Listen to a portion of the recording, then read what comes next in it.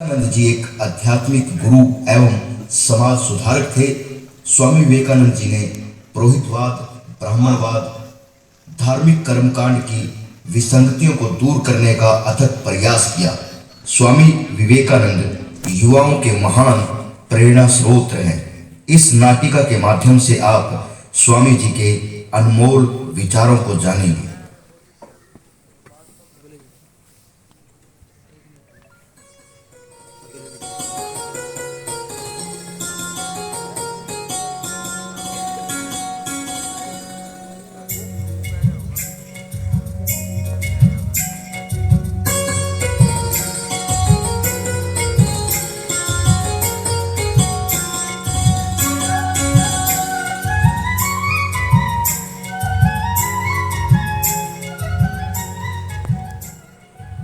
आहा हा हा हा, कितने अच्छे पकवान!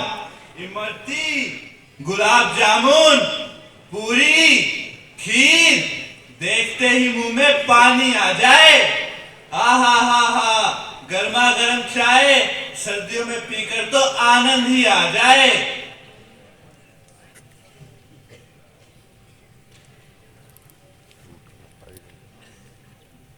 आहा हा, गर्मा गर्म चाय सर्दियों में एक बार पीने को मिल जाए। और तुमने तो साधु बनकर सब कुछ ही त्याग दिया। तुम्हारे पास तो खाने पीने के लिए भी पैसे नहीं होंगे।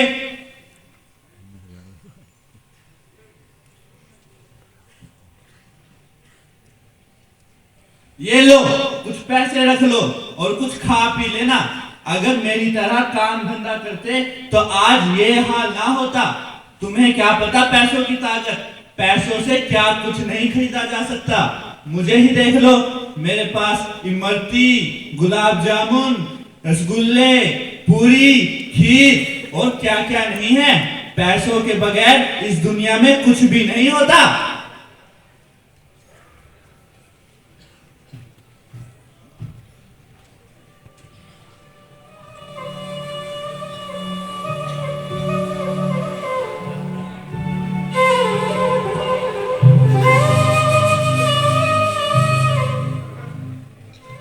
स्वामी जी की जय हो, स्वामी जी की जय हो।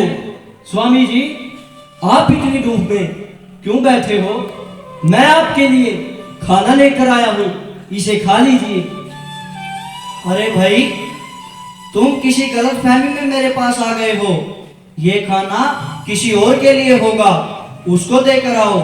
किसी भूल के वश तुम मेरे पास आ गए हो। नहीं स्वामी जी, आप वही साधु हो जिनको मैंने देखा था। मुझे देखा था?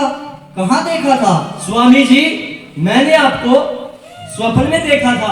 अच्छा, स्वप्न में देखा था? हाँ स्वामी जी, मैं एक हलवाई हूँ, मेरी मिठाइयों की दुकान है।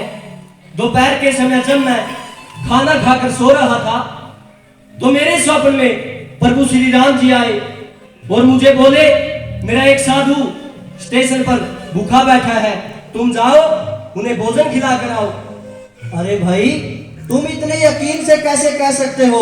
जिस साधु को तुमने स्वप्न में देखा था वो मैं ही था। नहीं स्वामी जी, मैं पूरे यकीन के साथ कह सकता हूँ, जिस साधु को मैंने स्वप्न में देखा था वो आप ही हो। अरे भाई, तुम्हारा बहुत बहुत धन्यवाद जो तुम मेरे लिए ये भोजन लेकर आए हो। और स्वामी जी, मैंने सारी मिठाइयाँ, लड्डू, बर्फी, जलेबी शुद्ध देसी घी से बनाई है। आइए स्वामी जी, खाना खाइए। चलिए।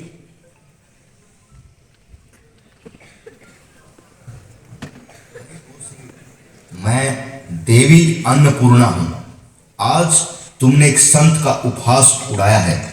ये कोई साधारण साधु संत नहीं है।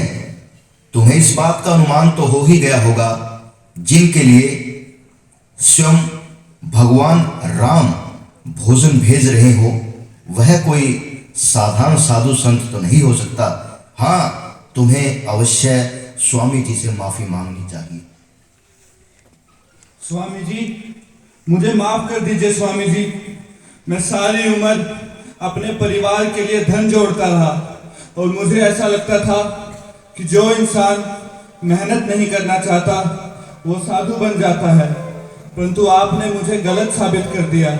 क्योंकि जिस इंसान के लिए साक्षात भगवान राम खाना भेजते हो वो कोई साधारण साधु नहीं हो सकता। मुझे माफ कर दीजिए स्वामी जी, मुझे माफ कर दीजिए। अरे कोई बात नहीं भाई, तुमने कर्म में आस्था रखी ताकि तुम कर्म से भोजन प्राप्त कर सको, और हम साधु लोग उस ईश्वर में आस्था रखते हैं जिसकी सहायता से हम भोजन प्राप्त कर सकते हैं। तुम कर्म इसलिए करते हो ताकि तुम धन कमा सको, पैसे जोड़ सको, और उस पैसे से अपने परिवार को सुख समृद्धि दे सको और उसका कल्याण कर सको। और हम साधु सन्यासी लोग उस ईश्वर की आराधना करते हैं, उसकी स्तुति करते हैं, उसकी भक्ति में लीन रहते हैं ताकि ईश्वर से हमें ज्ञान की प्राप्ति हो सके और उस ज्ञान से हम इस पूरे विश्व का कल्याण कर सकें। हम दोनों अपनी अपनी जगह पर बिल्कुल ठीक हैं।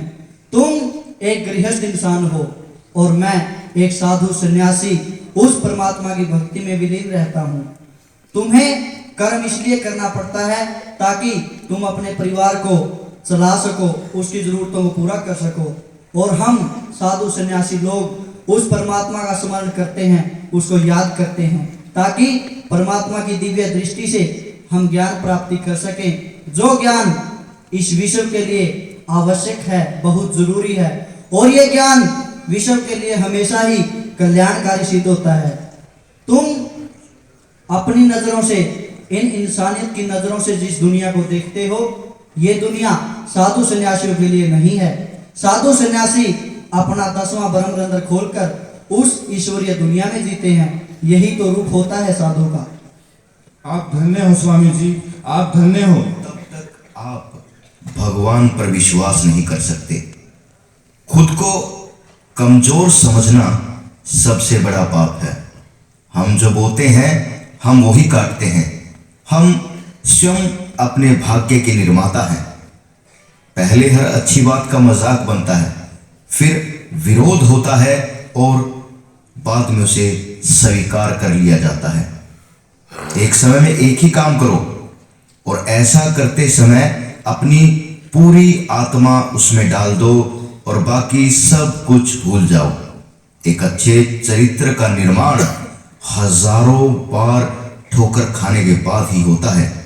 इंसान केवल चिंतन करे, चिंता नहीं। मानवता की सेवा सबसे बड़ा धर्म है।